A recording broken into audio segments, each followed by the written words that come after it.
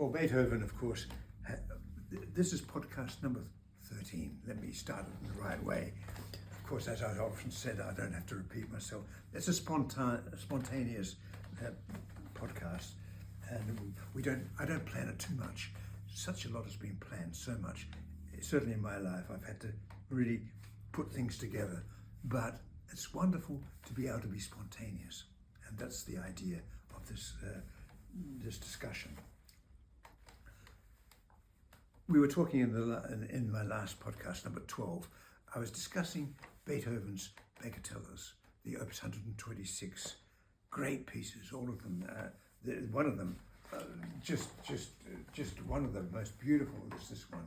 Just listen to how beautiful the piece is. Oh, sorry, it's spontaneous, of course. Huh?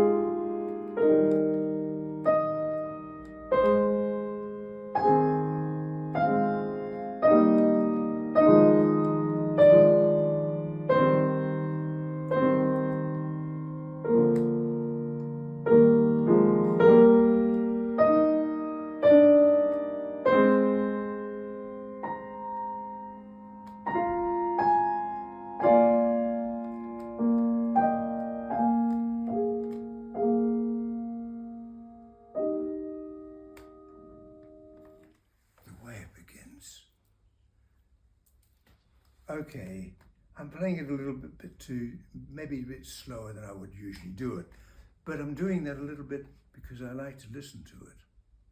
I want to really hear it.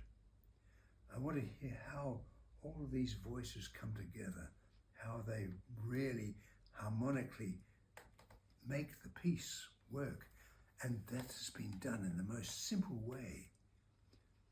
Some of the greatest moments in music are not where there are a lot of notes.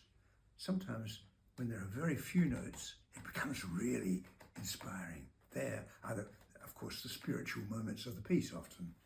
The moments that are great in pieces are not always the fortissimo moments, but the pianissimo moments, the softer passages.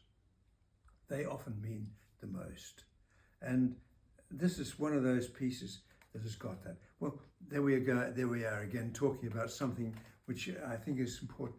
What I must say, something that I've often felt when I'm listening to recordings and also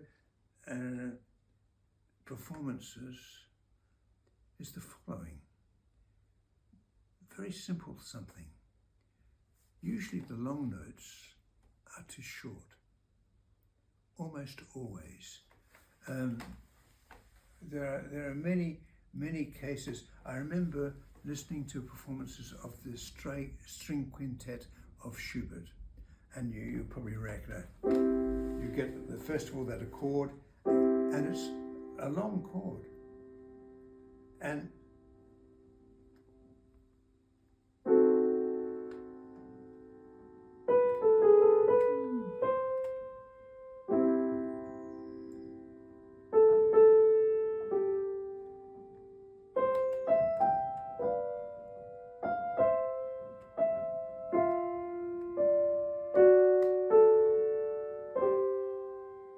so on.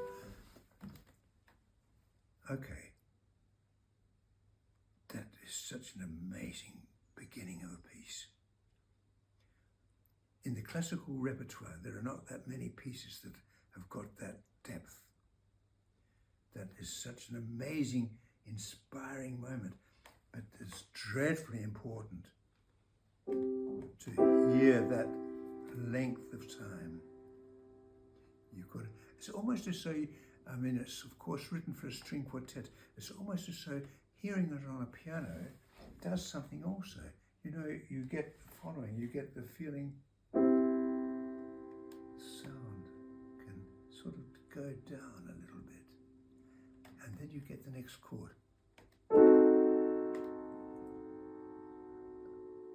And then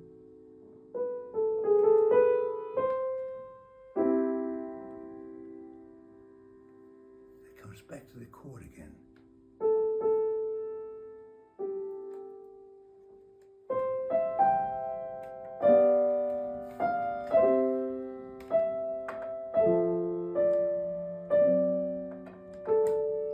Sorry, my glasses get in the way. They don't sound so good, do they? I mean, hearing that sort of noise, it's not the, but you get what I mean. These things have always inspired me, and for instance, even looking, okay, we had Schubert, but looking into Beethoven further, what is very important is here.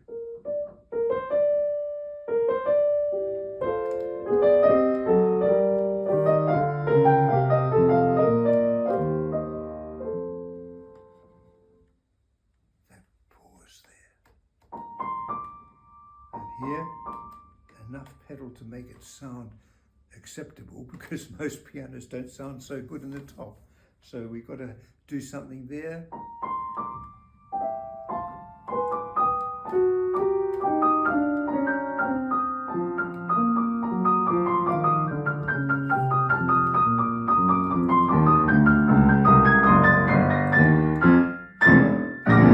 Whatever, but you get the idea. It's so important to give the time here also.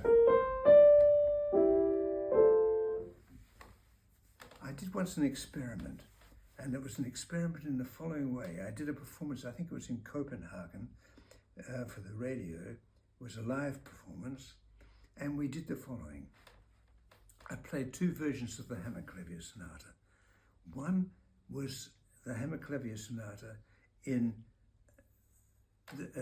a tempo like I just did.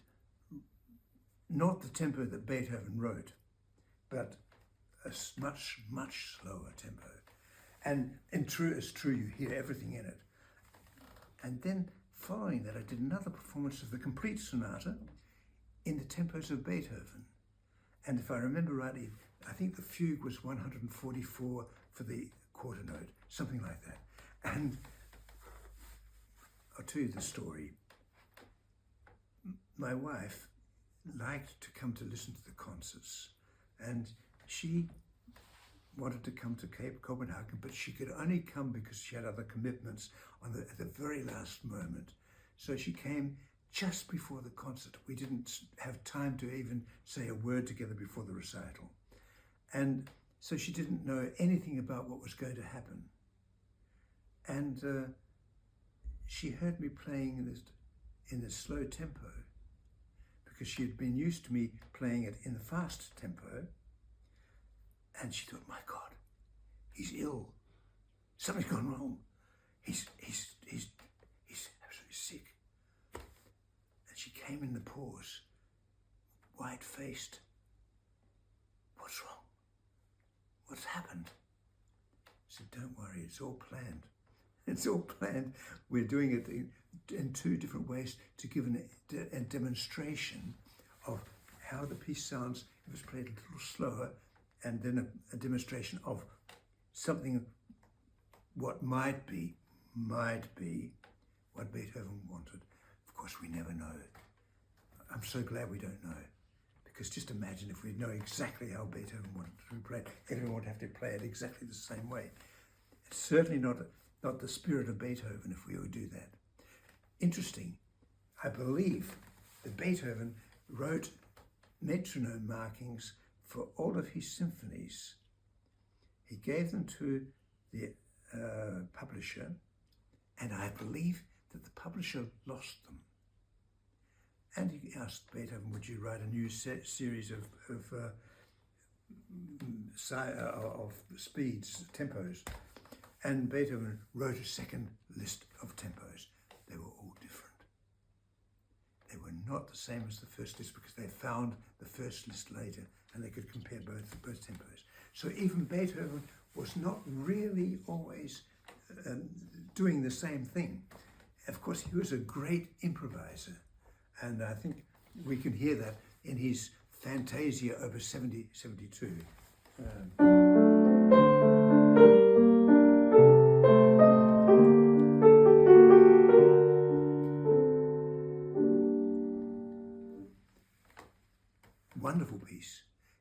hear Beethoven improvising, I think that's the piece to listen to. That's probably how he sounded. I'm sure it was quite some. There comes a passage beginning in G minor, but then in D flat major.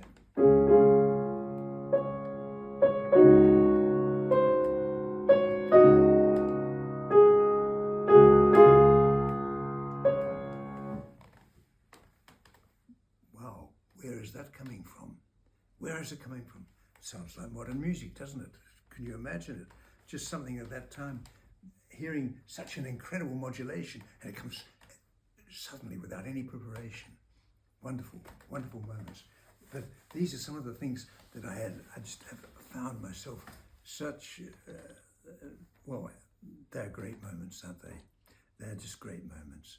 And we need to really listen to them and cherish these things that have been happening in the great works of the past. I'm thinking about other points I'd like to mention. I've said once, listening to your hands. We often have it listening with our ears, but I think, in fact, when we are listening in a certain way, we are listening with our bodies also. We hear something, of course, it's not for nothing. If you see some concerts, people in the hall, they're rocking a little bit unconsciously, connecting to the music. Sometimes not completely connecting, but that doesn't matter. They think they are. Well, they don't even think that. They don't even think. They're not even thinking, but they're somehow connected to the sound of the music. Certainly, young people going to pop concerts. What do you see? That's the only thing you see. This is all body movement, connecting directly to what they're hearing on, coming over all these amplification systems.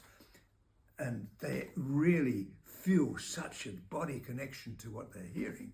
I think that's half of their listening. They actually are listening with movement. And I think somehow our playing, although one thing has always impressed me is how little the legendary pianists moved.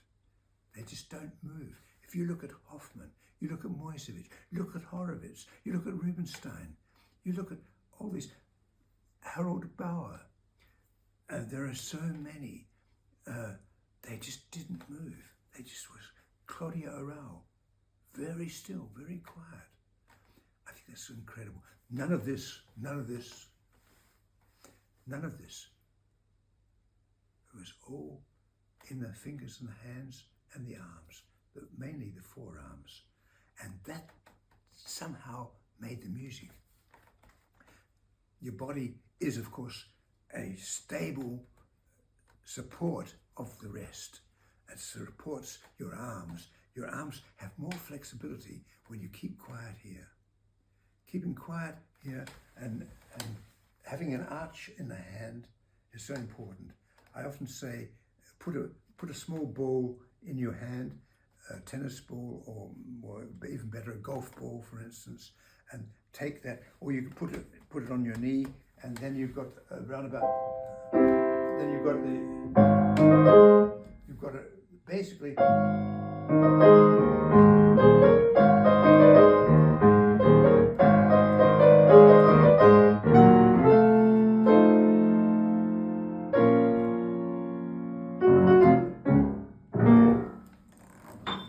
Got the idea?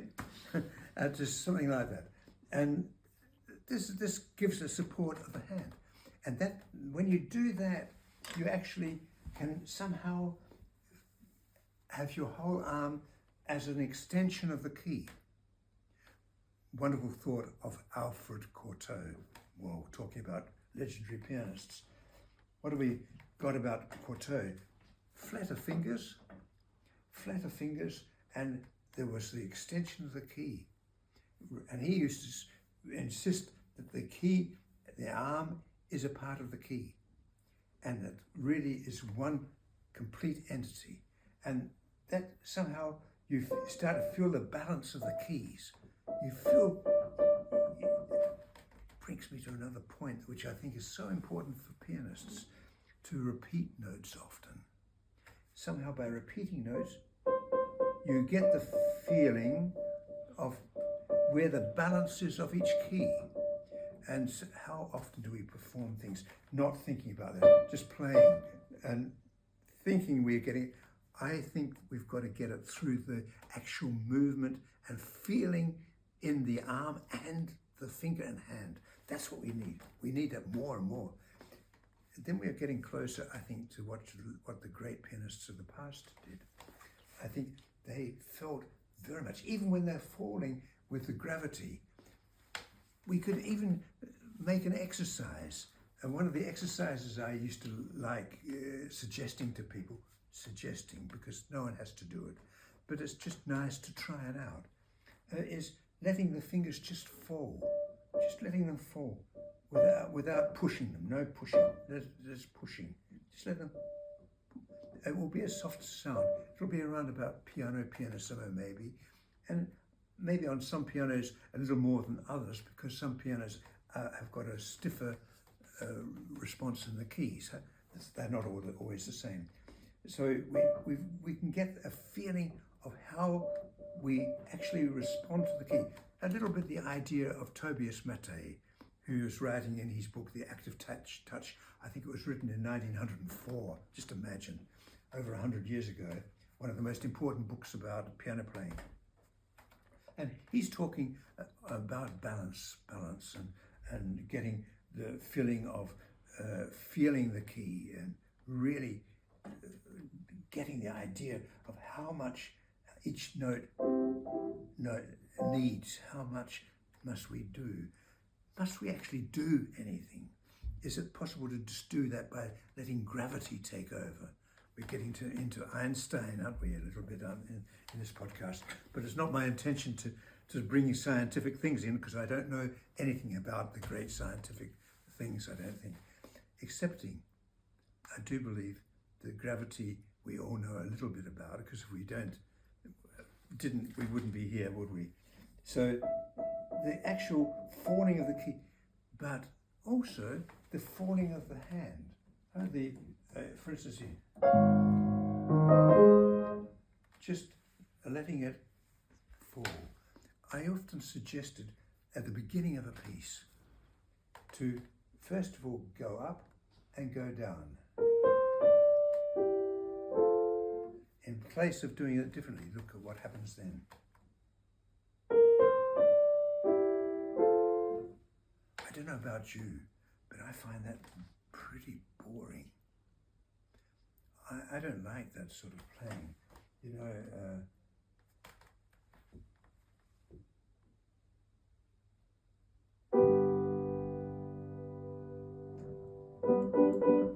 you know what I'm going to play next, I'm sure. But it's boring. I think we've got to find a way to go straight into it.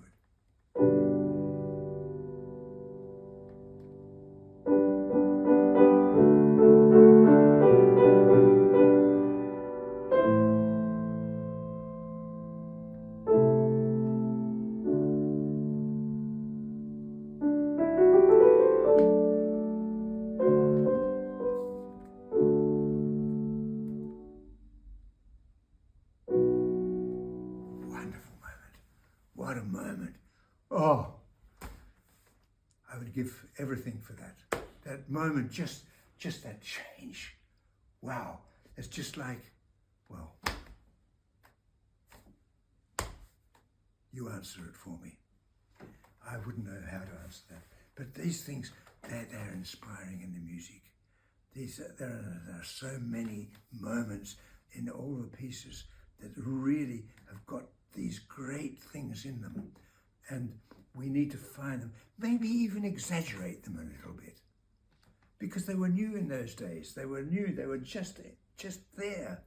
And I'm sure the people of the time probably sometimes even thought, my, didn't they say even that Mozart made also 12-tone pieces? I seem to recollect something in a letter of the time, I don't remember where anymore, No, my memory, I just don't remember where that is now, but there's something about he wrote that they criticised Mozart because he was writing such chromatic pieces. Well, I think he did sometimes. There's no question that some of the pieces that he wrote were certainly chromatic, but maybe not. I mean, when you hear this piece, wow, God.